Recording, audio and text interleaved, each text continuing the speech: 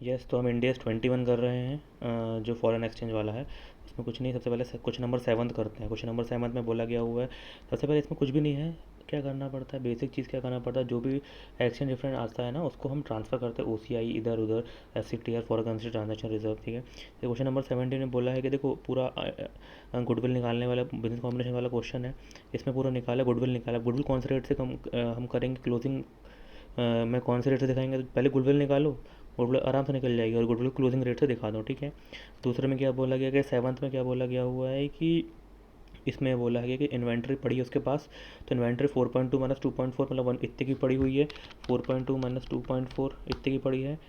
4.2 minus 2.4 इतने की पड़ी, $1.8 मिलियन की पड़ी हुई है। इसको 83 मल्टीप्लाई बाय 149.4 करोड़ की मिलियन रुपीज़ की पड़ी हुई है।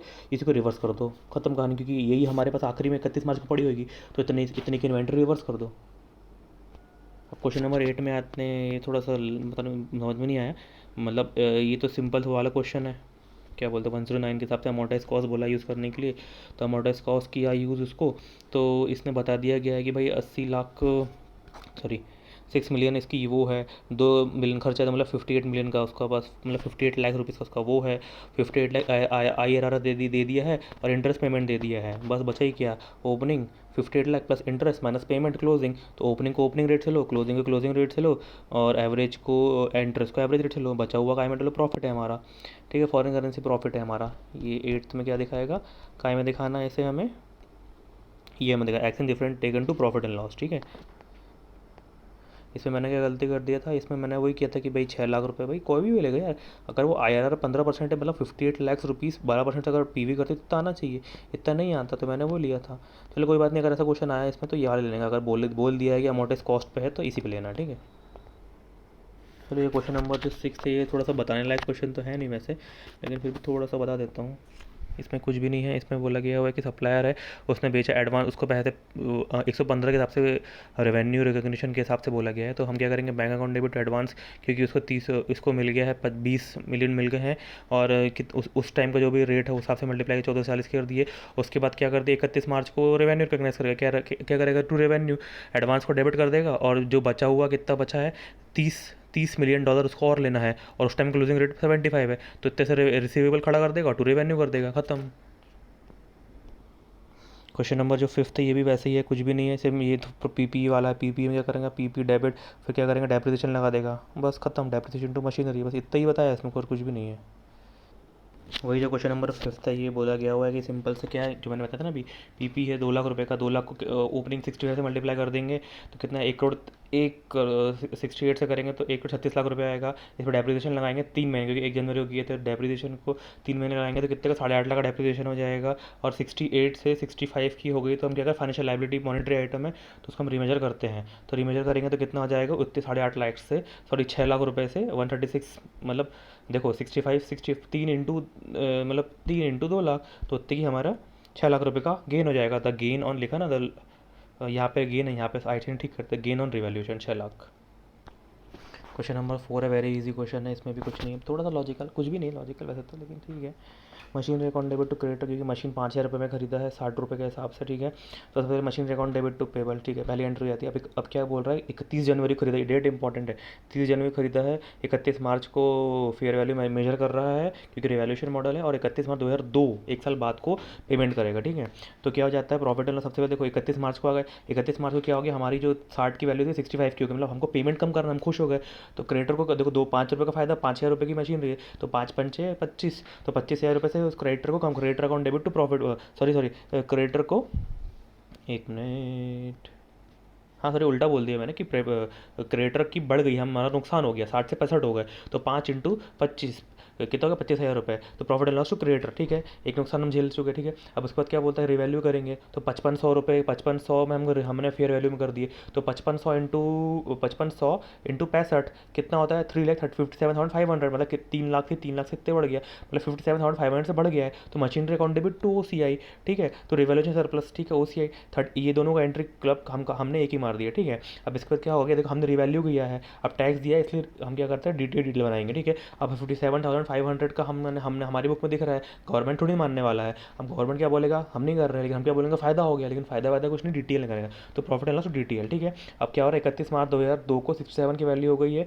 तो 67 के हिसाब से क्या कर देंगे हम, हमारे पास जो भी क्रेडिट है उसको डेबिट कर देंगे, 525 के हिसाब से डेबिट कर देंगे जो भी था हमारे पास, और टू बैंक कर देंगे 67 के हिसाब से जो पेमेंट कर रहे हैं हम, ठीक है। 5,000 इंटू, क्योंकि क्रेडिटर को तो 5,000 पेमेंट करेंगे ना, तो 5,000 इंटू 67, ठीक है, 67, ठीक है। एंड देन बचा हुआ प्रॉफिट एंड लॉस में आएगा, ठीक है। एंड देन उसके बाद क्या करेंगे, मशीनरी को वापस रीमेजर करेंगे, मशीनरी को वापस रीमेजर करेंगे। 67 5500 था, 67 का हो गया, मतलब कितने रुपये से बढ़ गया, 2 रुपये से बढ़ गया। 2 रुपये इंटू 55 से मतलब 1100 से machinery account debit to OCI, और 1100 रुपये का DTL बना लेंगे। और एक ये भी है, क्या बोलते हैं, क्वेश्चन नंबर 3 में बस बोला गया, देखो ध्यान रख लो, PPE closing rate, receivable closing rate, जो प्रॉफिट एंड लॉस रहता है, जो भी ये एवरेज रेट में लिया हुआ है, ठीक है, ये दोनों को तो दिया हुआ है, और क्लोजिंग रेट ये दोनों को क्लोजिंग रेट में लेना है। अकाउंट्स पेबल, अकाउंट रिसीवेबल, ये सब जब क्लोजिंग बैलेंस दिया ना, तो क्लोजिंग रेट में लेना है इन सबको, ठीक है। बस ठीक है, बाकी सबका रेट दिया, उसको मल्टीप्लाई करेंगे तो बचा हुआ प्रॉफिट एंड लॉस आ जाएगा। फॉरेन करेंसी ट्रांजेक्शन रिजर्व में ये 24,370 से ट्रांसफर कर देंगे हम, ठीक है। पहले वाले कुछ भी नहीं है, पहले वाले में तो सिंपल क्या करना है, गेन ऑन डिस्पोजल निकाल लेंगे। 1500 का था, नेट इफेक्ट 100 का है, यही जो हम रिकग्नाइज करते हैं, तो 780 का गेन आ जाएगा। तो ये वाली एंट्री पास कर लेना 780 के हिसाब से, सॉरी हाँ, ये वाली गेन आ गया, एक मिनट, हाँ, जैसे हम गेन करेंगे, कैलकुलेट करेंगे, तो 1000 रुपये का ये 1500 रुपये का हमारे पास ये है, 100 रुपये की 90% ये है, 10% ये है, और पेमेंट कितना करेंगे, 1000 रुपये का, ठीक है। सॉरी, जो एसेट्स की फेयर वैल्यू है 100 रुपये की, तो क्या कर देंगे, डेबिट कर देंगे। तो हमको कितना हो जाएगा, 600 का गेन हो जाएगा, ठीक है। और जो बचा हुआ जो 150, 180, 200, इसको भी ट्रांसफ़र कर देंगे, इसको इसको क्या बोलते हैं, रिसाइकलिंग कर देना। तो FCTR टू गेन, और 180 को रिक्लासीफाई कर देंगे, रिसाइकल कर देंगे, और 20 रुपये NCI का 20 लाख, उससे हमें कोई मतलब नहीं है। इलस्ट्रेशन नंबर 5, इसमें बस ये बोला गया हुआ है कि एक पेरेंट सब्सिडरी को उसने बेचा है, ठीक है। सब्सिडरी को उसने कुछ तो बेचा, 300,000 का बेचा हुआ है। तो ये net investment in subsidiary, net investment in foreign operation का पार्ट बनेगा क्या। तो इसके हिसाब से क्या बोलते हैं कि जो भी हम कंसोलिडेटेड फाइनेंशियल स्टेटमेंट बनाते हैं, उसमें ट्रेड रिसीवेबल, ट्रेड पेबल और ये सब पार्ट नहीं बनते हैं। तो इसलिए बोल दिया है कि जो ट्रेड रिसीवेबल, ट्रेड पेबल है, ये not considered as net investment foreign corporation, ठीक है। लेकिन सेकंड पॉइंट में बोल दिया कि इन एडिशन इसने पी ने एस को लोन लैंड किया 500, जो कि जिसको लग रहा है कि वापस नहीं होंगे, ठीक है। तो लेकिन लोन क्या करता है, ये पार्ट होता है नेट इन्वेस्टमेंट फॉरेन ऑपरेशन, ये फॉरेन पार्ट होता है, और इंडिविजुअल फाइनेंशियल स्टेटमेंट में प्रॉफिट और लॉस में जाएगा, और कंसोलिडेटेड फाइनेंशियल स्टेटमेंट में OCI में जाएगा, ठीक है, अदर कॉम्प्रिहेंसिव इनकम में जाएगा, ठीक है। इलस्ट्रेशन नंबर 6 में बोला गया है कि पेरेंट P है, उसकी सब्सिडी T है, और T की सब्सिडरी है S है, ठीक है।